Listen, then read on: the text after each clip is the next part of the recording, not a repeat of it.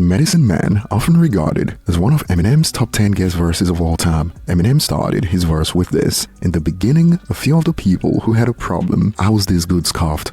I just shook off," probably reminded you of the first time you saw Tiger Woods golf. And today we got some more that's come during a conversation between Shannon Sharpe and TK Kirkland, where they briefly spoke about Eminem, since you know TK Kirkland went on tour with M in the early 2000s. And before we get to it, at the latter part of the video, we also have more that shows Royce the 5'9" has clearly seen all the talk about battle, especially the latest with UK rapper Skepta bringing up Eminem that got him roasted. And now the fact that Joyner Lucas has already called Skepta out for battle perhaps got Royce's attention, and Royce recently shared his thoughts on the whole conversation surrounding battles right now in hip-hop music. And today we also have a latest report to explore for the biggest rappers of 2025 on YouTube Music in the first half of the year, January to June. And starting with the conversation on Eminem between Shannon Sharpe and TK Kirkland, let's just say that they've got the likes of Vanilla Ice losing their minds right now.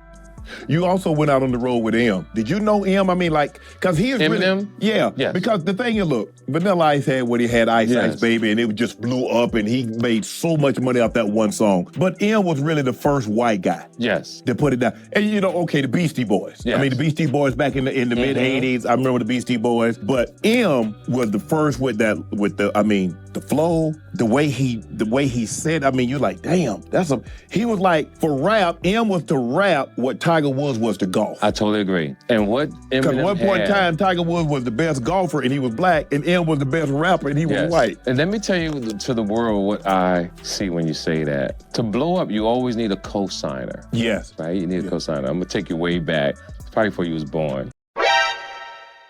I'm going to take you way back.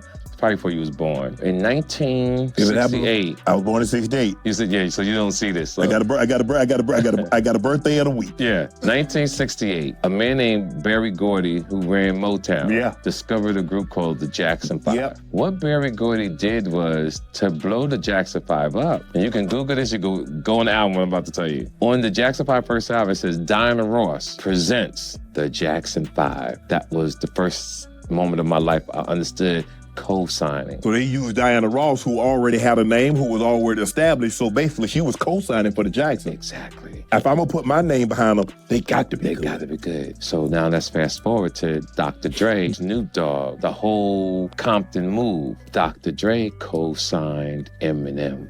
Dr. Dre would have had the movement. If Dr. Dre touched it, you must be good. Because he was the NWA, and then he had Snoop in the Chronic. Exactly. So he spoke. And Tupac. Tupac, yeah. He had him. So this guy must be good. Now watch where I'm going. Get deeper. I see where you finna. That was his co-signer. Yep. Now, Eminem is a rock star. Dr. Dre is still phenomenal. They find another gentleman named 50 Cent. 5-0. Co-sign him. Yep. Co-signed and said the word, hey, you may not know who this guy is, but we got the next superstar. So for 50 and Dr. Dre to co-sign 50 Cent, it was rock stardom. And it is crazy how they got sidetracked by the conversation of the importance of having a co-sign from a legendary artist, and in Eminem's case, Dr. Dre, and in 50's case, Eminem and Dre.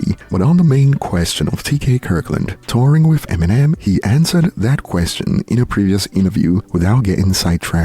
And this was from a story we covered back in 2023. I've toured with Jay-Z, I toured with Tupac, toured with 50 Cent and Eminem. You can take all the rappers combined on this planet and put them in Ford Field in Detroit, Michigan. They would never outsell Eminem when he was at the top of his prime. When he was at his pinnacle? Yeah, when I saw Eminem perform in Detroit at the Ford Field, I think it is, in Detroit, Michigan, he sold out 3 nights straight.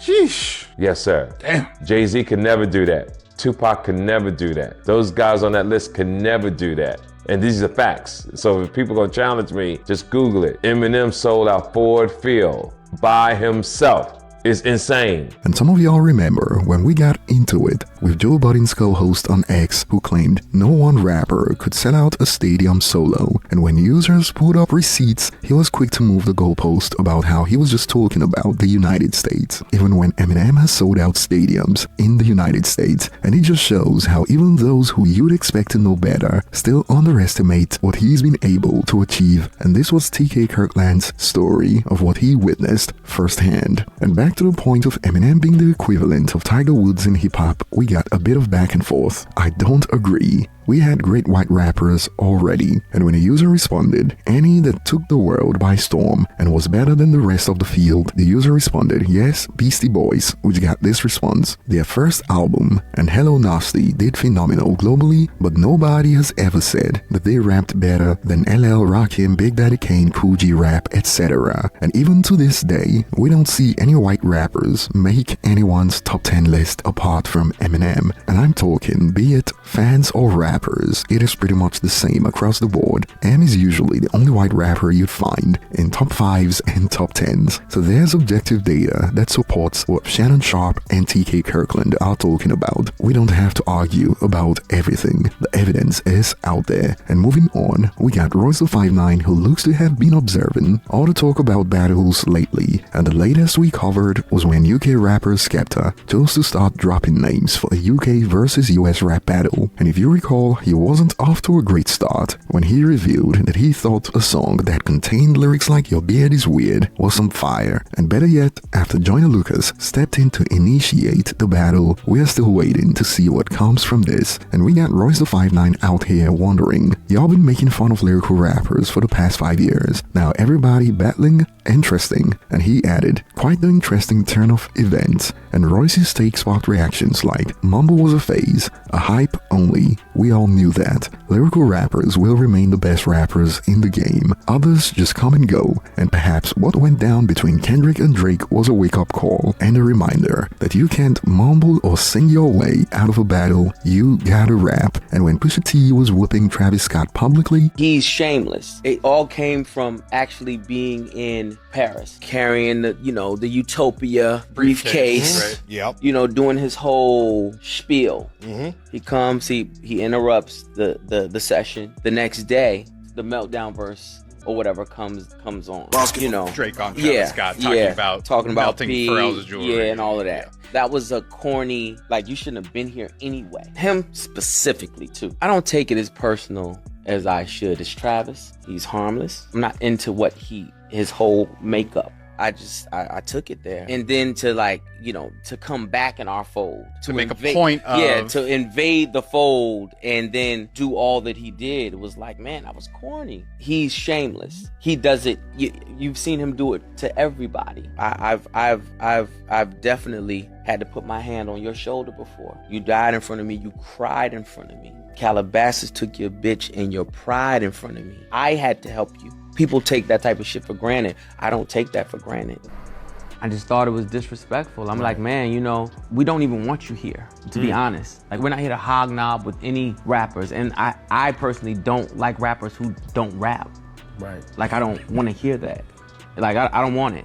So, to come and interrupt the session, to do something backhanded and backbiting, and not for nothing, like, man, I didn't have to put my arm around you before. You know what I'm saying? But, to go along with the title, so be it. He does this numerous times. You know what I'm saying? He'll do it with his mentor. He was even instrumental in the whole beef now, the Like That verse. Right. You know what I'm saying? Egging that on. I don't want nobody who don't rap to egg nothing on. You don't rap. Stay out of rappers' business.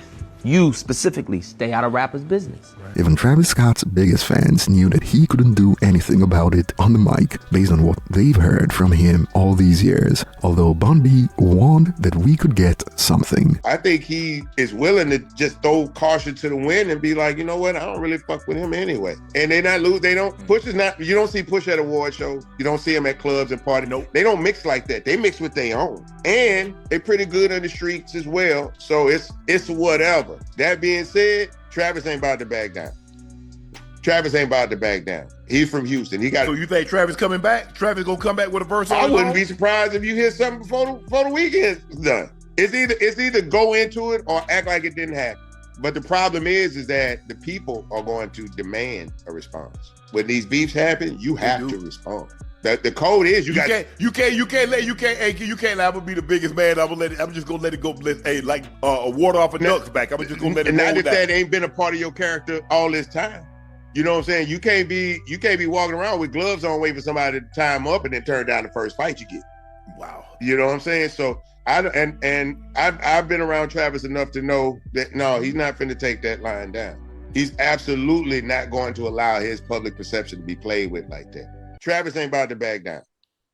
But this was nearly a month ago, and it is still crickets so far. And we got to find out why Royce hasn't released an album since The Allegory when a user asked, "Hey Royce, where's the album?" It has been 5 years since The Allegory, to which Royce responded, "Had to take a break for health reasons. I'll be back soon."